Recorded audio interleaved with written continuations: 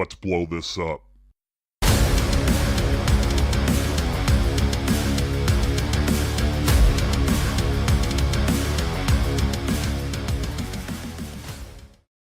Look alive, Bomb Squad. We are back for another installment of Let's Blow This Up Live. I am your host, Jason Sircone. It is good to be back after our week hiatus due to the 4th of July. Hope you had a great holiday weekend. If you blew some things up, hopefully it was all controlled and all of your appendages came back in check. So we are getting the party started here once again tonight, and I am happy to be joined by a dear friend of mine, someone that I used to work with way back in the day. Not that far, actually. I know I primed this up earlier this week on a podcast and said early 2000s and realized that was way too far away. So it was actually 2010, 11, around that range when this gentleman and I first crossed paths at the company of Hair Club. And now we are both on to other endeavors and ventures in our lives. So without further ado, I would like to welcome to the stage Mr. Mike Nassar. What's up, Mike? Hey, Jason. How are you? I'm good, man. It's great to reconnect with you again. Same here, bud. It's been a long time. Obviously, we've talked off mic a few times or since our disconnection from the club back in the day. But obviously, some big things happening. I always think I owe you my one and only NBA Live experience, taking me to that Chicago Bulls Atlanta Hawks game. Oh, right on. Yeah. Back when I was living in Atlanta. Yeah, Derrick Rose in his prime when That's I remember us both sitting there watching him live going, this guy is going to be something. Yeah, he was. Too bad he got injured. Yeah, he was for a minute. Yeah. And then things got hurt. So obviously we've got a lot to talk about. If we obviously can take some trips down memory lane if we want to do that tonight. But before we open up the conversation to that potential, why don't you tell the Bomb Squad a little bit about yourself? Let them know who you are, what you do, and all the great things you're doing on a daily basis to change the world. Yeah, thanks, Jason. I obviously Mike Nassar, been in the business world for about 30 years and left my last company last summer, end of June. And since then, I've promised to take some time off, which I did, and then I jumped into creating my own consulting company. And since then, it's gotten a little bit more hectic. I've gotten involved in a number of different ventures, and keeping myself busy, looking to build some businesses up and some people up at the same time. I could say from personal experience, the leadership that you bring to the table. I know you're very people oriented, and that was the type of impression I got right when we first started working together. I remember very vividly a conversation we had a few months into my management career where you finally just said, dude, just freaking do what you think makes sense for your office. It changed my level of thinking. So I always appreciate that because I've always kept that mentality. Obviously, you go into different ventures, there are different parameters and potential glass ceilings you don't want to try to break through for fear of what might happen. But I always felt like that freedom allowed me to be more creative and come up with more ideas that would allow our business to thrive. Obviously, I think that's really important from a leadership perspective. You've got to have empowerment, right? So maybe not enablement to a huge degree, but empowerment at a minimum. And if you take on a role as a leader, you come in as a leader, you've got to be empowered to lead. And you're going to make mistakes, which is okay too. If you make mistakes, it's all right. Learn from them, move on.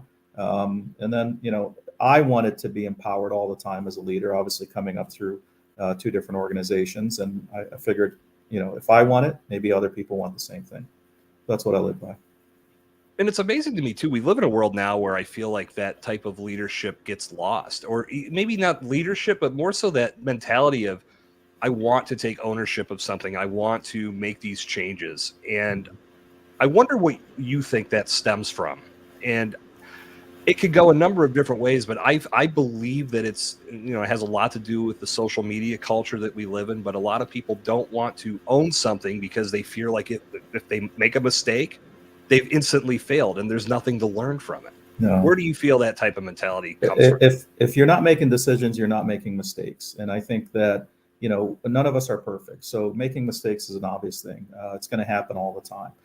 I think you can obviously look up probably hundreds of books that talk about being a boss versus being a leader. And I think, some people that get promoted into the role or have carried management/leadership roles see themselves as the boss and just want people to do what they tell them to do, and just keep the status quo, which most people are not going to thrive in that type of environment. So what ends up happening is that group or team fails, and obviously it's never the boss's fault, right? So people get lost in the shuffle, and that pattern repeats itself.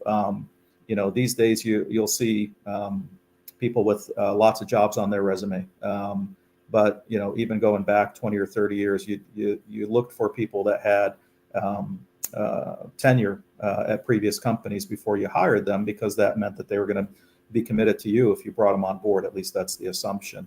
And I think that sometimes gets to people's heads too. So if leaders or managers or bosses have had any level of success in previous roles, and with that boss mentality versus that leader mentality, then they're just going to bring that with them, and it could ruin a company, at least while they're there. Yeah, because it trickles down. And I think, again, if people, especially if you go from an environment where you are feeling empowered and then everything instantly changes, I could speak to that to some degree in our former company, that when new ownership came in, it felt like things did change to that degree, and the ability to have some freedom to, I don't want to call it freewheel, obviously things were controlled, but there was a different vibe, and it made it a little different to take hold of things like we did under prior regimes. Yeah, I would say in the defense of the new parent company, I don't think they tried to change who we were. I think people reacted to the change in a way, and they caused some ripple effect throughout the organization. But I think the parent company itself really didn't try to change who we were. I just think people reacted differently based on who the new leadership was. And I think we came off of a previous parent that was really hands-off, and the new parent obviously wanted to get to know us. We had new sister companies in the mix that wanted to synergize with us, and that kind of threw people off. And going back to your earlier question, and it addresses this question too, most people are anti-change, right? And any sort of change kind of rocks the boat, makes them change their ways, and they don't know how to act in those situations. So sometimes really big mistakes occur when change takes place.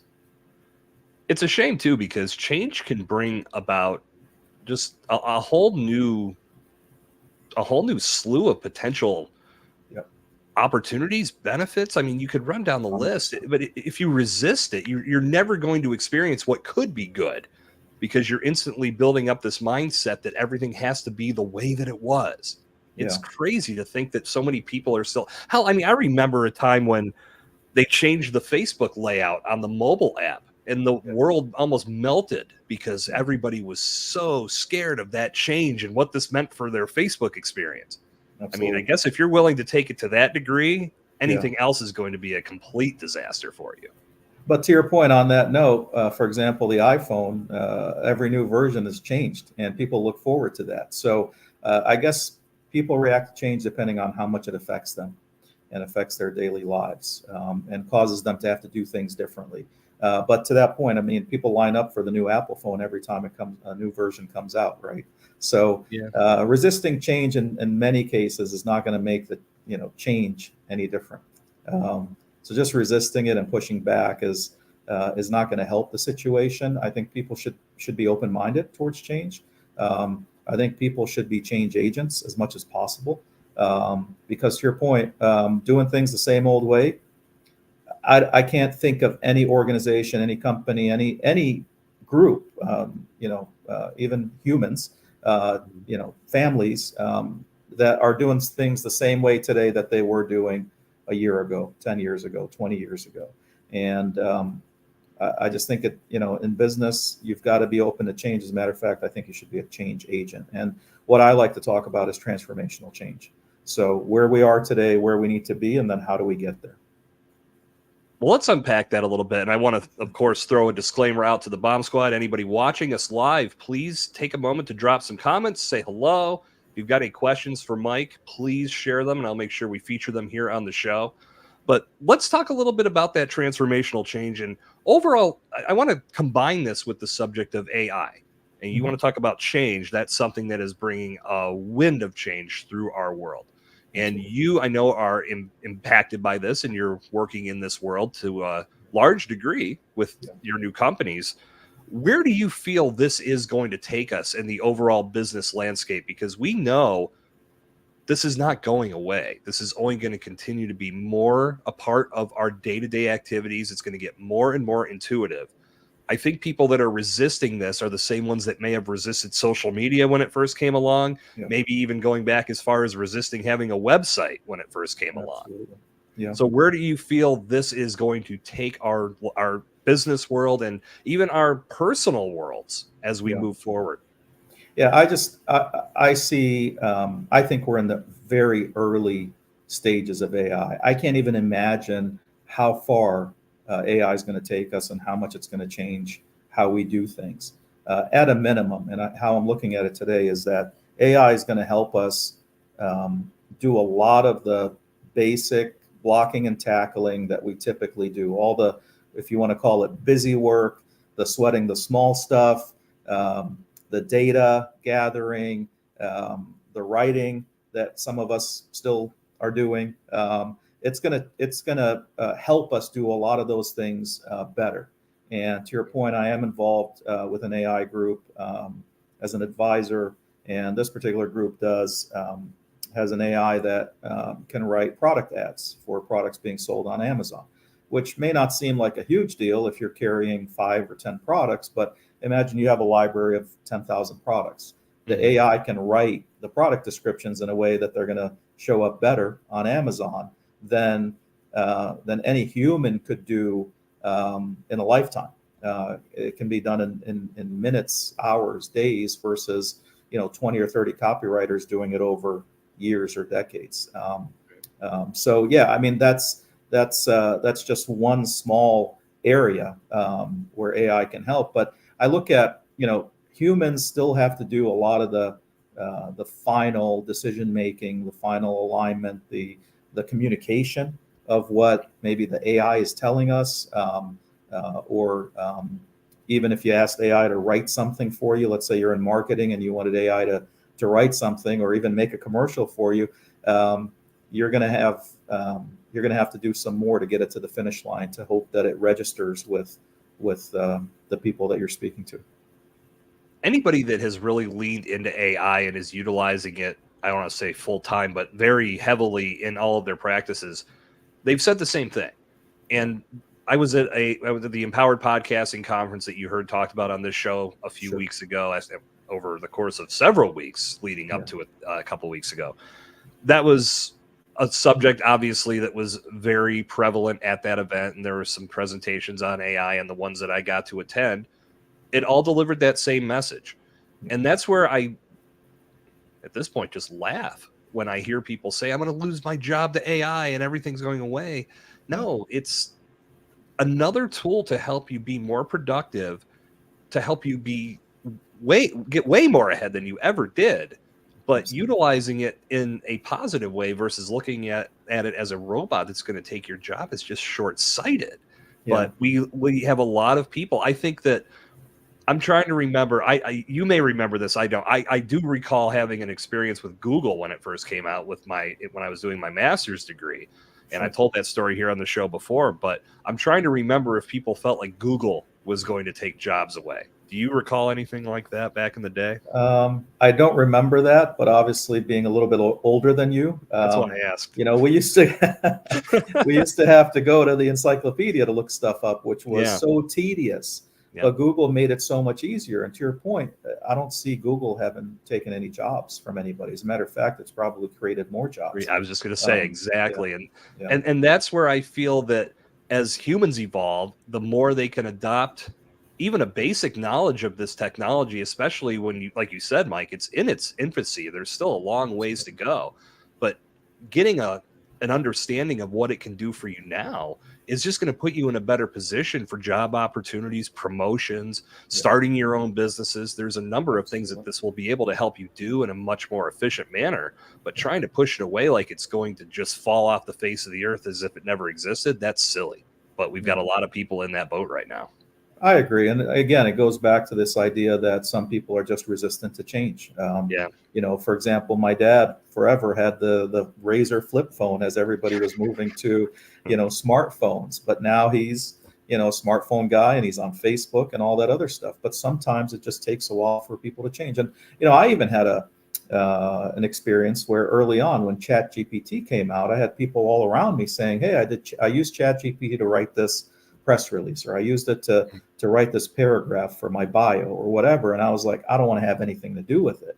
And it took me a few months before I even tried ChatGPT. But I think when you and I first or reconnected last year, I mentioned to you, when nothing beats like interpersonal connection, conversation, relationships, professional relationships, personal relationships. There's no way to replace that with AI. There's no way to replace athletes with AI. There's no way to replace singers, actors. When we're on social media, do we stop today and watch something that is AI created, or are we more prone to watch something where a human is telling a story? And I think, if anything, we should embrace AI as the next version of technology upgrade. Absolutely. I can speak exactly to your point. It just happened this morning on a podcast that I help co-host. The subject of a fully automated AI generated podcast came up, where you can go to this site and put in your interests and the things that you like and what you want to hear, and then it generates a podcast hosted by two AI voices that serves up what they think you want to hear. Right. And the other host played a 30-second clip of it, and it was terrible. Absolutely. It was so bad. And that was my comment was, we come to podcasts because we're getting an opportunity to listen to human beings have real conversations, connect on a different level, share like-minded ideas. AI is never going to be able to do that, or at least capture it in the way that real human interaction does, no matter what happens and how intuitive it gets. But I'll also add to your point too, when ChatGPT first came out, I started tinkering with it, and I immediately said, schools are screwed, because kids are just going to find this thing and be, hell, when I was in high school, I would have used it all the time. Yeah. So they had to put in a whole, and my sister's a school teacher, so I was asking her how they were implementing different fail-safe systems to make sure that kids weren't just copying and pasting. So hopefully even the kids that have used it are understanding that there has to be some human touch on that final paper they turn in, or else it's going to be a complete shit show. Yeah.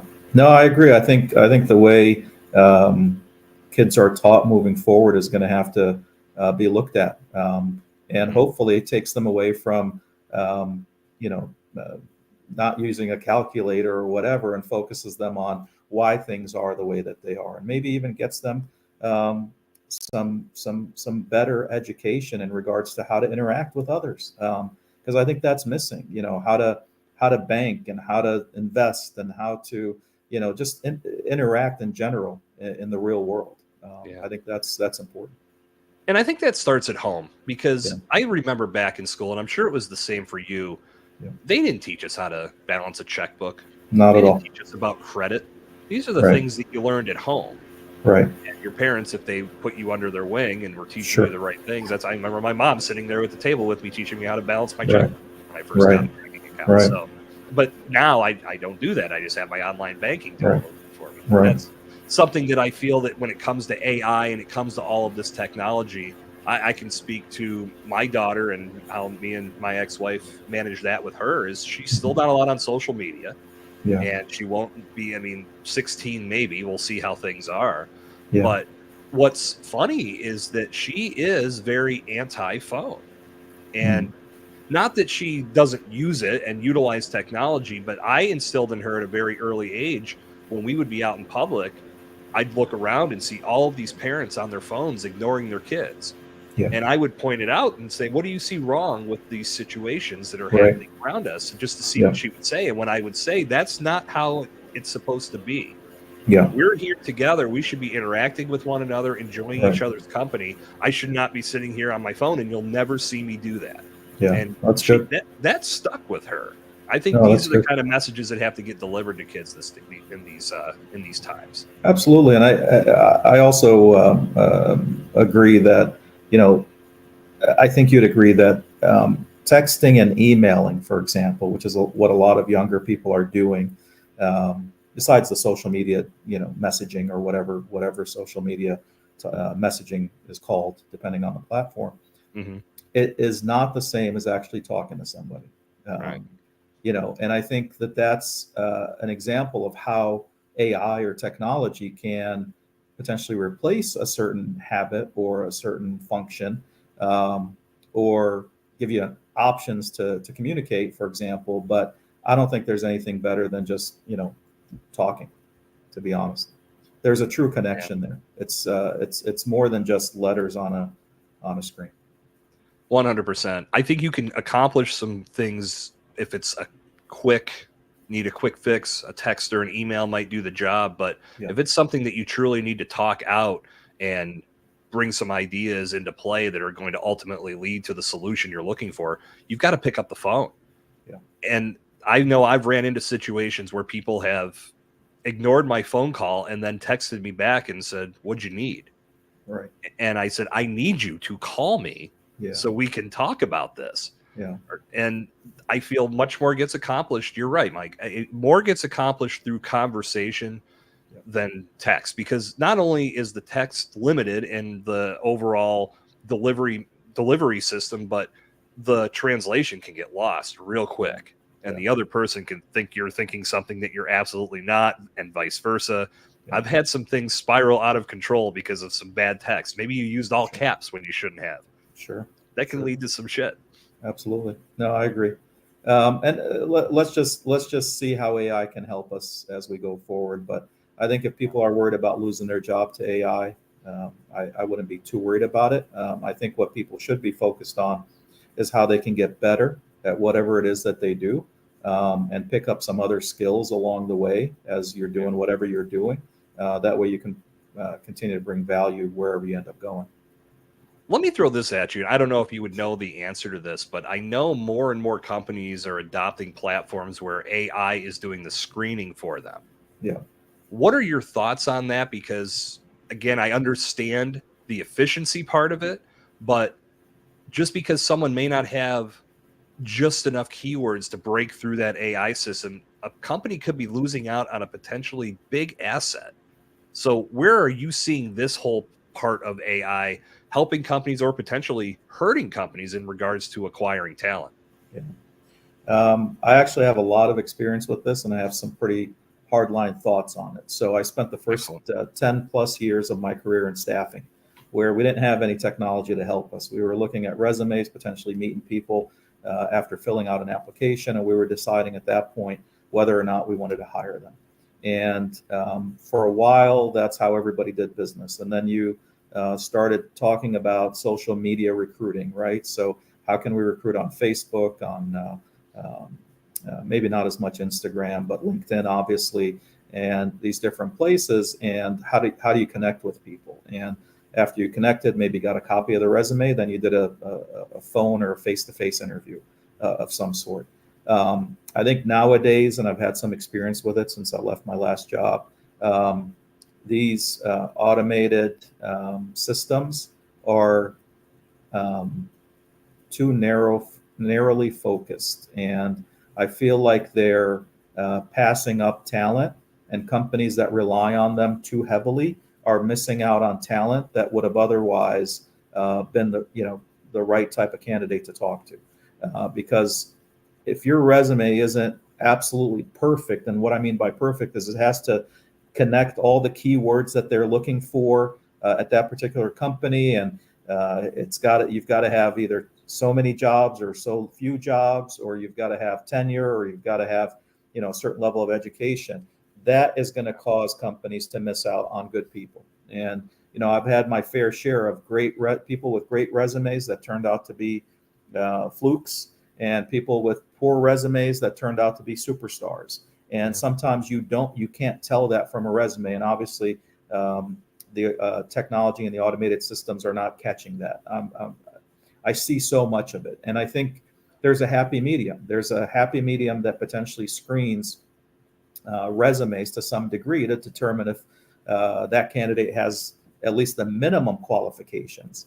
And then it really wouldn't be that hard to have recruiting team take a look at the ones that made the initial cut for whatever minimum requirement to go through a resume. It typically would have taken me a few seconds to scan a resume to determine if this person was worth another look. So I put them in the pile of positives if they're worth another look, and that would literally take me 10, 20 seconds. And then I'd go through that pile in more detail to determine which of these candidates I would want to talk to based on their experience, based on something that caught my attention, based on their potential to fit into the job quickly, and do the job better. And I will still do that to this day versus relying on a system to tell me what's going on.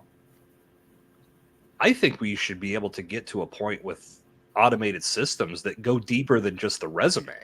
There's got to be a way to look at LinkedIn profiles, to look at if you're providing a website on your resume, perhaps that website has a blog where you're contributing content to your field of choice. You're Sure. talking about your specialties.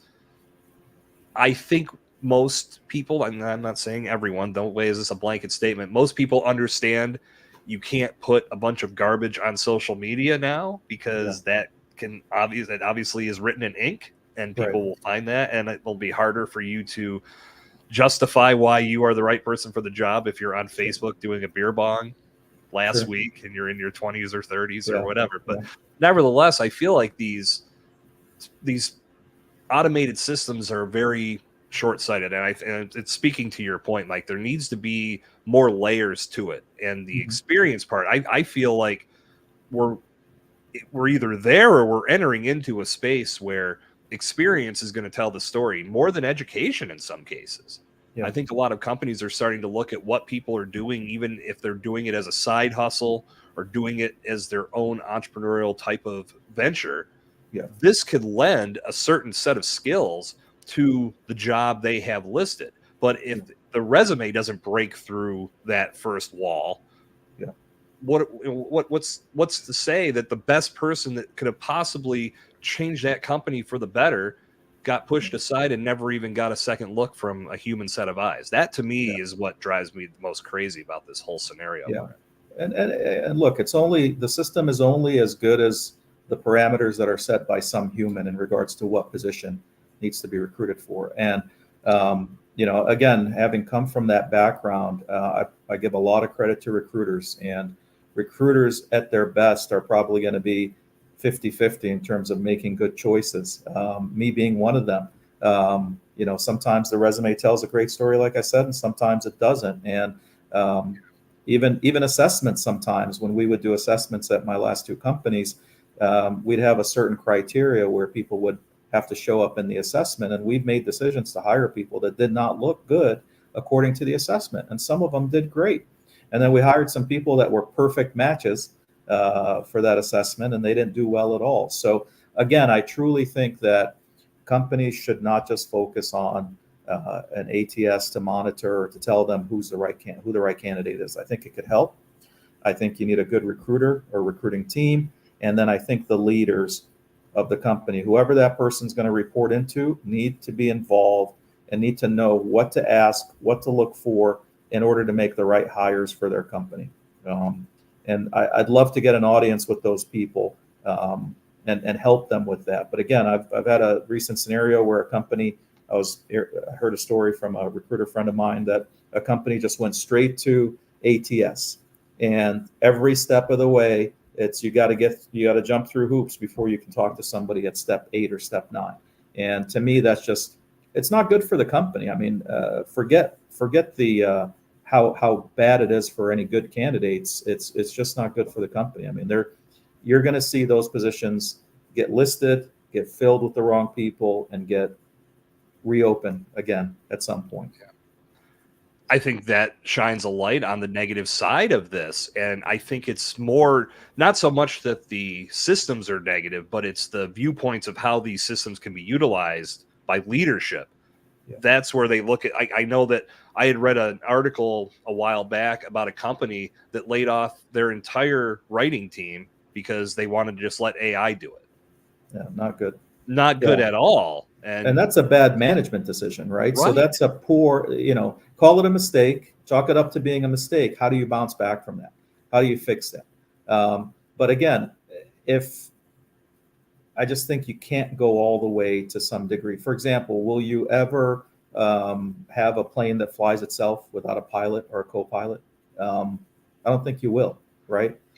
I can't see that. I'd be nervous to be on that plane. But yeah, I mean, you don't have to do things where it goes completely to one extreme or the other. I think, again, you use technology to help you. Sure, you're listing jobs, and typically you're getting hundreds of resumes. Let the technology weed out the ones that are definitely no's for whatever reason. Don't have the experience, don't have enough experience, don't have the related qualifications or relative qualifications, whatever it is. Let it weed out for the minimum qualifications. Then take the time to review the remaining 40, 50, 60 resumes. It doesn't really take that long. And pick 10, for example, if it's an important position, that are worth a really deep dive in terms of assessing, and then interview the top 3 to 5. It won't kill you. Spend 3 to 5 hours to interview somebody that can change the direction of your company from a leadership perspective. I think it's important, at least at the leadership level. Maybe not at the line worker level, but it's important at the leadership level. I mean, that is your job, right? You're supposed to be finding talent that's going to change the course. You say that, but I've worked with lots of leaders that didn't realize. I'm not saying they were against it, but didn't realize that hiring is one of their primary responsibilities as a leader. Think of, again, going back to sports, because you and I, like sports. So will a coach not have a decision or not have a say in a decision for drafting a player or keeping a player or even recruiting a player in college and high school? They will definitely have a decision in that, a role in that decision making. And for whatever reason, I've seen leaders pretend that it's recruiting's job to literally serve up their next hire. And sure, they have to help do that, and that's what they get paid to do. And a lot of them I know are fantastic at it. But as a leader, you've got to make a decision, because your team, your company is relying on you to make the right decisions and having the right people on your team. Going back to what you said before about tenure, about people jumping around to some degree, there's not as long of I think of my dad, for example, who was with his company for over 40 years before he retired. Sure. You don't see a lot of that anymore these days. Do you think that plays into this belief of, well, we're just going to try to find whatever whatever automated system AI delivers us, and we're going to bring them in and we're going to work with them until they feel it's time for them to move on, because we know they're not going to stick around?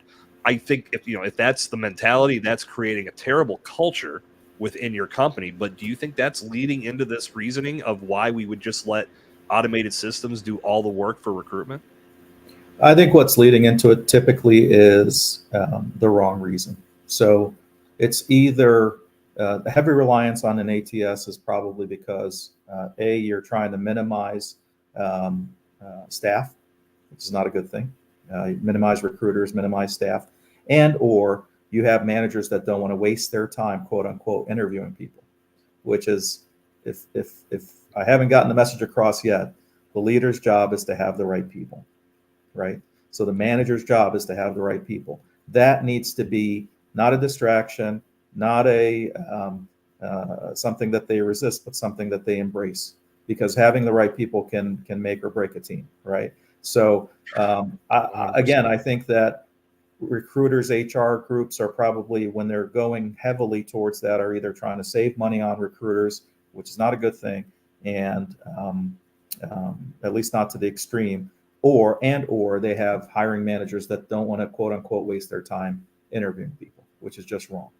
And again, going back to athletics, you can have an athlete with the greatest stats, the best combine results, and they could be an absolute flop. And you can have somebody that's middle of the pack or bottom of the rankings come in and really make a difference from the get-go. I mean, how many times have we seen that? Right.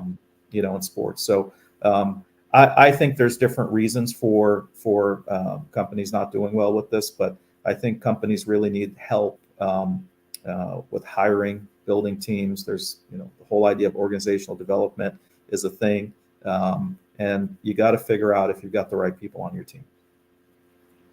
And to some degree, I feel that we know that it's not the same. Like the next generation that's coming along thinks a little bit differently than I Sure. do, than you do. Sure. I think companies are taking that into consideration as well. That has nothing to do with the automated part of the whole hiring process. But Right. where do you see that mindset of, I guess, what's it, Gen Z, that in many cases, and I can just speak to what I've seen with my daughter when she played soccer and they don't keep score, or they didn't keep score. And that drove me crazy, because how does she learn what a loss feels like and then work harder so you don't feel that anymore?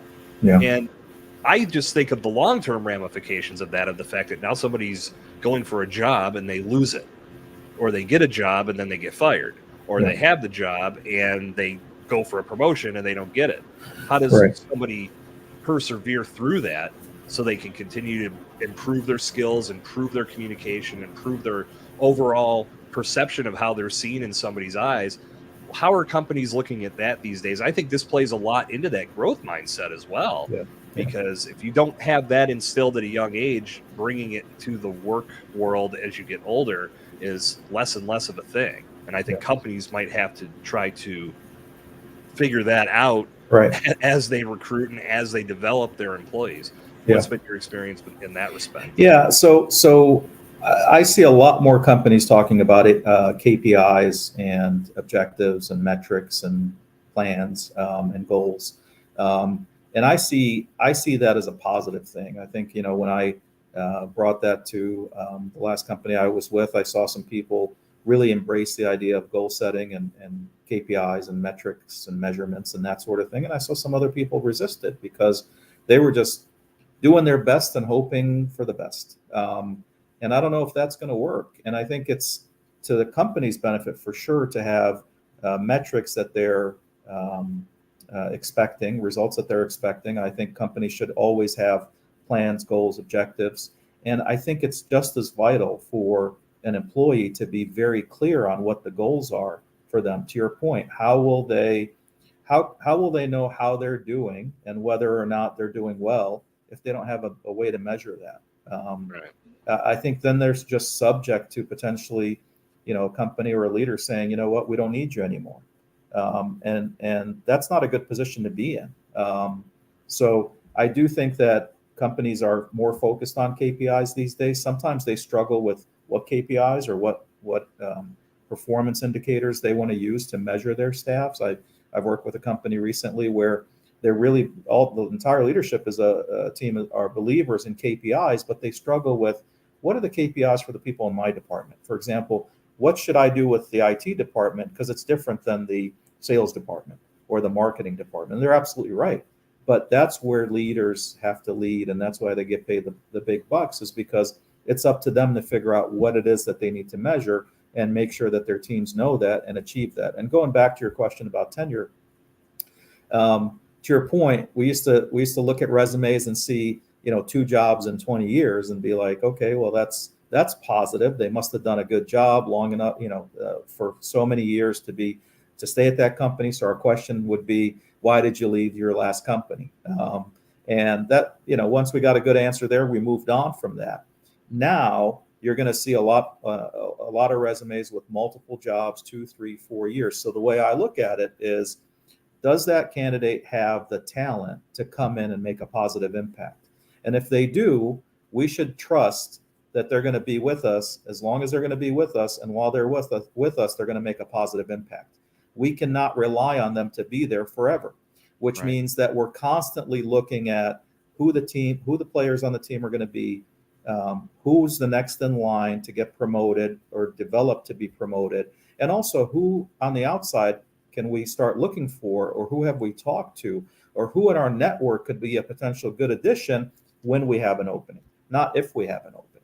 So I think you're just going to see people with shorter life cycles at particular companies, and you just have to figure out, how to get the best and the most out of those people while they're with you. And hopefully they're with you for a long time. But if they're not, you got to be prepared to keep moving. Again, going back to sports, not everybody's going to join a team and retire after 20 years, right? You're going to have people that come in for a season, people that come in for a couple of years, 5 years, whatever the case may be. So whoever you're putting on the field, you want to have the best team possible. And that's the same thing in business. And I think as leaders, you made reference to this, you have to be eyes open all the time looking for potential talent. And Always. I remember that was a lesson that you had taught me, and other leaders at our past company had taught me as well. Always be on the lookout for somebody that could come in, and not that you're saying you're going to promise them anything now, but you've at least had some conversations with them. So if the time does come where you need to replace somebody or someone decides they'd like to move on, you're not scrambling and having to go through a full process. You have people you can turn to and say, I have an opportunity I'd like to extend to you, versus having to go through screening and finding the it makes the whole process a little bit smoother, but it makes you more active in knowing that you're building a network of people that you could potentially turn to if you get yourself in a jam. 100%. And, when you're interviewing, let's say you're looking for a position to hire a manager for your team or a leader for your team, and you get, by the time you get through all the screening processes, the interviews, you've got 2 or 3 candidates, you're going to have to pick one for that time.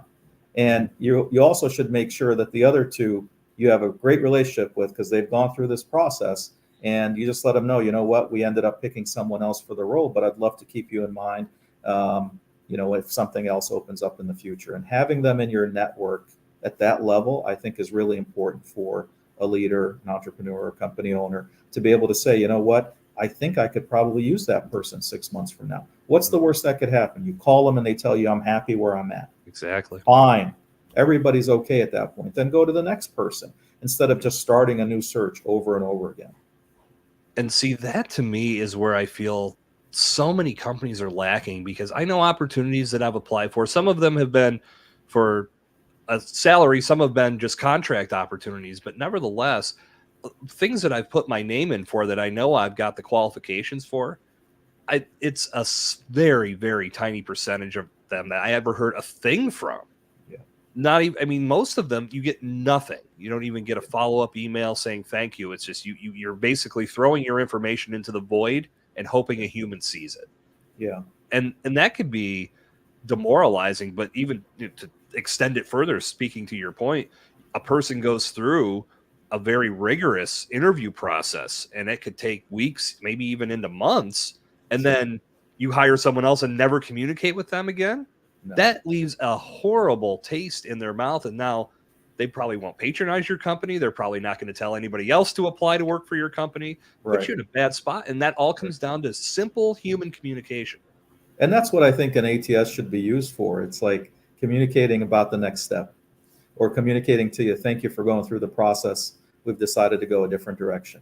At a minimum, that should be your safety valve, right? It's like if a hiring manager or the HR department doesn't reach out to say thank you for investing your time, and we'd like to keep you in mind if something else happens, then the system should actually kick that out at a minimum. I mean, to your point, there are companies that don't even respond. And you don't even know if the resume got to them in some cases, or you don't know what's happened. And again, for you to take the time to interview, talk to people, even fly in or drive in and meet with people, and not to hear anything about that just it's bad business. And I think companies really need to focus on that. And I think it can, to some degree, not saying that it's going to knock you down to the mat to a point where you can't get back up, but it can hurt a little bit. Just knowing 100%. That you've put in your time, you feel like you've done your part to show that you could be a tremendous asset to this team, and then no response comes and you're just cut out of the loop. That hurts a little bit. Well, to your point, I mean, to bounce back. It hurts a lot. I've actually seen at least 2, I'm not going to exaggerate and say a bunch, but at least 2 posts on LinkedIn of people at their wits' end with their job search, to the point where they're telling the whole world, I may not be able to pay my bills. I may not be able to pay my rent if I don't get a job. I've applied to hundreds of companies and I haven't had, anybody interested in me, and it's been so long. I mean, I've literally seen that. Next time I see one, I'm going to send it to you. It's pretty sad. And again, Nobody owes them anything, but at least courtesy. At least be courteous in terms of responding and letting them know, or maybe take it to another degree. And you definitely have to do this with internal candidates. I preached this for years. If an internal candidate applies and they're not selected, you got to give them a development plan that says, in order for you to be better qualified for this job, if it opens up in the future, we're going to spend time and money and energy to develop you so that you're better equipped to move in. And what's to stop you from saying, hey, Mike, or hey, Jason, we interviewed you, we enjoyed the time with you, and here are the reasons we selected another candidate. And if anything opens up in the future, it would be great if you got this certification, or it would be great if you had a little bit more experience in this particular area. And if you do, then come back and let us know, and we'll find something for you. I mean, that could make such a big difference. And again, leaders, a lot of leaders around us, and they're not just leaders at their own company, they're leaders in the world, right? Especially with LinkedIn and how it's transformed how we connect and how we network. I think there are people there that could help a whole lot more people than the ones that they work with in terms of how to navigate life, navigate their career. And I want to be one of those people that does those things. I agree with you. And as a person that wants to know why, I know that I would greatly appreciate something like that, because I know I've had opportunities that I've lost, and I've asked why. I had a very embarrassing one that was completely on me, and the company actually did communicate it to me, and I took full ownership of it. I misspelled the company name in my cover letter. I couldn't believe it. I pride myself on being a very avid proofreader and making sure my shit looks good before I hit the send button. And I completely overlooked that one. When they said they were going a different direction, I asked why, and they said, well, for a job this detail oriented, for someone to spell our name wrong, that stood out. And I said, you know what? Thank you for pointing that out to me. I don't blame you at all for making the decision you made. But that was a very rare instance. Very rarely do you get that type of feedback. Most companies won't respond to that type of message. They're done. They've done their part, and that sucks. That was good that they did that. And I still think that if that was really the only thing that caused them to change, that they probably could have overlooked it, right? Also true. We all have, even I've read books that have typos, right? So you'd think with editors and all that people would see that. But again, a misspelling here or there isn't going to kill anybody. But to your point, thank you for sharing that feedback. And this is why we didn't do it. So you're not going to make that mistake again, right? But if you don't hear ever anything about it, including, maybe how you showed up for the interview, or, the type of person that they're looking for, or maybe this a certain aspect of leadership that would make you better, even if it's for another company or another opportunity, then any of that feedback is welcome. And, it goes to the bigger feedback conversation. To me, feedback is really important. Even if it's going to be tough for the person to take it, I would rather give you feedback that you're not going to like if you work with me, not for me, but with me. I'd be glad to give you feedback. And actually, I want you to give me feedback too. And I think what you see, going back to the boss versus leader stuff, a lot of managers, unfortunately, treat that, think they're the boss, but literally cannot have a conversation to tell you how you're doing. And that's the worst place to be, I think, with an employee. If they think they're doing well and they're not getting any feedback and they're not doing well, that's going to lead to bad things. If they're not doing well and they're not getting any feedback about not doing well, sooner or later somebody's going to say, hey, we don't need this person anymore because they're not doing well at all. So there's nothing good that can come out of it. And I find even in some of the coaching I'm doing, that leaders hesitate, they're afraid, some are worried that if I give this person feedback they don't like, then I'm not gonna have them, they're gonna quit, and then I don't have anybody. Well, it's, again, going back, it's your job to have somebody. It's your job to make sure your people know where they stand, and employees should welcome that too, because again, I want to know where I stand. Okay. And if you're not telling me, I'm going to measure myself. I'm going to hold myself accountable to something, especially if I know what the KPIs are. I'm going to hold myself accountable. If I'm not hitting my sales targets, then I'm going to be the first to say to my boss, hey, I only made 80% last month of my target. Here's what I'm doing to change that. Do you have any other advice for me? That conversation needs to happen. It's not all about cheerleading. It's not all about, making sure people aren't upset or whatever the case may be. Communication. I think it boils down to communication and connection, connecting with your staff, connecting with your team, and then communicating appropriately, up, down, sideways through an organization. For sure. And as a professional, I think you should value that feedback. You should not be afraid to hear where you stand.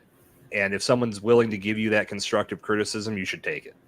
I agree. Because if you're not thick-skinned enough to realize you're both adults in this situation and you're just getting something that could help you turn things around and put you in a better position, or if nothing else, give you something different to think about, because maybe you were tunnel vision on a certain thing, but now this opened up some new perspectives just because you were willing to listen to what someone else sees from a different perspective.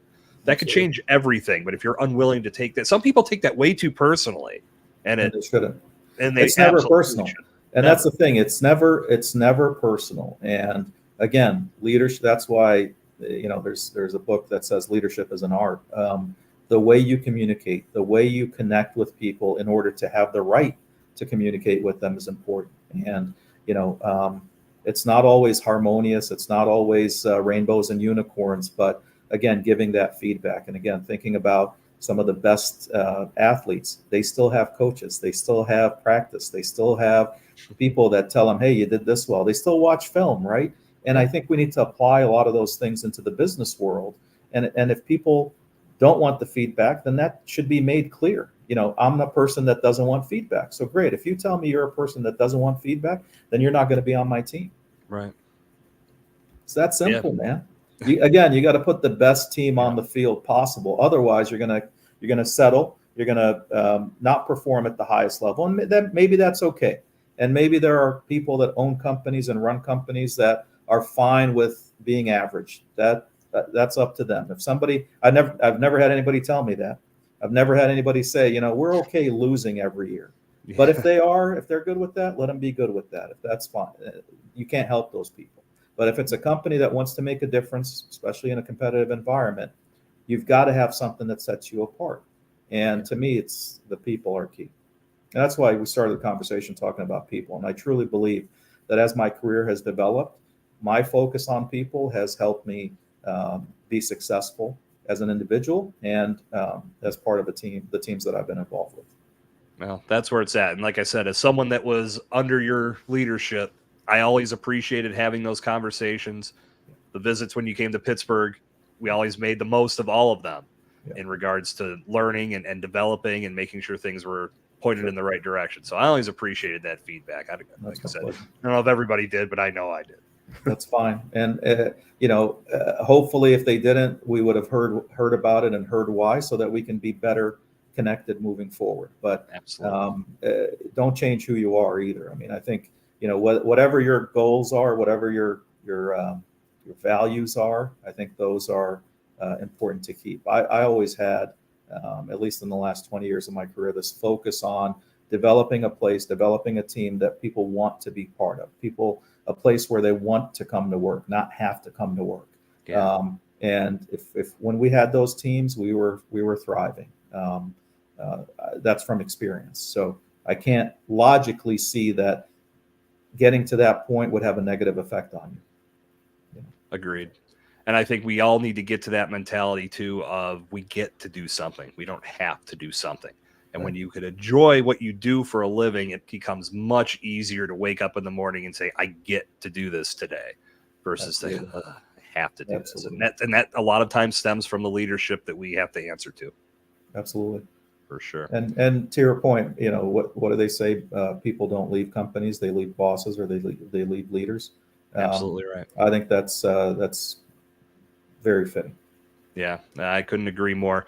Well, as we get ready to wind down, Mike, I wanted to ask you, you told me you are in the early stages of opening up a podcast production company. Yeah. So what would we do without talking about podcasting? More podcasts. Yeah. I'd love to hear what you're up to with that. Again, late adopter of podcasts myself. I probably listened to my first podcast, 5 or 6 years ago.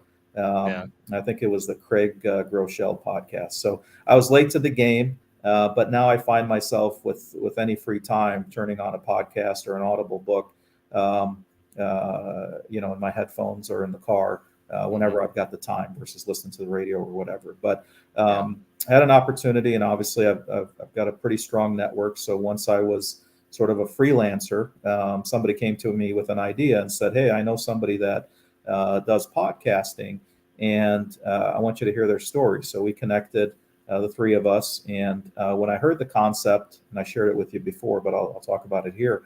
When I heard this concept of internal podcasting, I was intrigued. As a president and CEO for the last 5 or 6 years, I was trying to do some more outward sort of thought leadership to represent me as a brand as well as the company that I represented, and share that on LinkedIn, maybe on YouTube and in other places.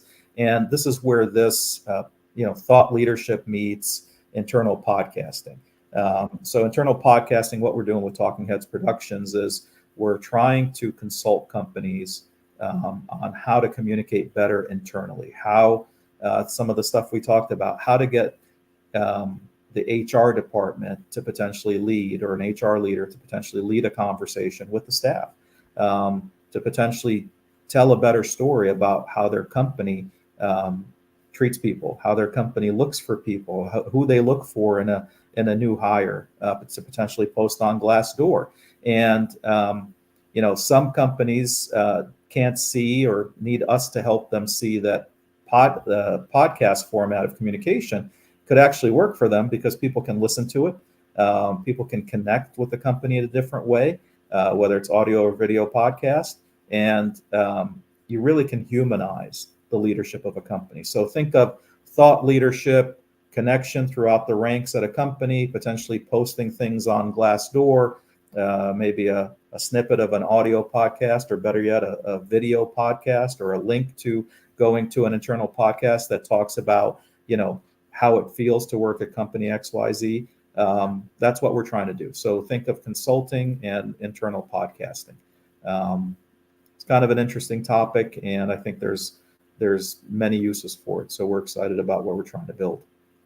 I think it's incredibly intriguing, and in a lot of ways, I think it shows the understanding of the employees, or I'm sorry, of the leadership of companies, to know where their employees are. And I would say that so many people are listening to podcasts. If you're able to communicate with them on that level, with a medium that they're very familiar with, that they've proven they want to be a part of, it's so powerful.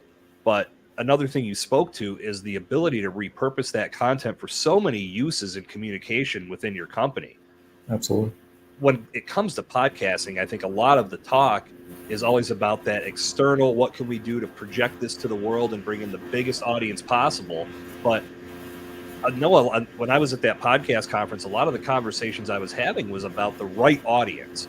And the right audience does not need to be global. It needs to be a gathering of your tribe, of your people. Yeah. What better way to embellish that than within a company culture, and utilizing this means of communication to strengthen everything across the board?